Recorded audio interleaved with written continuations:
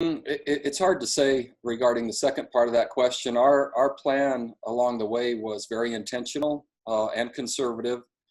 We worked with the end in mind. We worked from required activities, which is coming up this upcoming Wednesday, and we really tried to bump up our return as close to required activities as possible, knowing that and trusting that our players would behave responsibly, maturely, would train appropriately, be with their families in a time that they normally don't have, and then as close to required football as we could get, that we'd bring them back then, which was for the third session of summer school, basically, which starts today.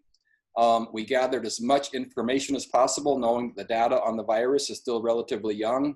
We were watching what was happening. We were applying best practices. We were learning as much as we could. And so for a group of young people that we haven't seen since spring break, to come back and have the initial numbers, and I'll emphasize that the initial numbers we had was a real testament to them, considering the time they were away. I think they've handled the masking, the social distancing, the hand washing, and so many other protocols we have in place at a strong level. It's not habitual yet, and it's not truly part of our culture yet.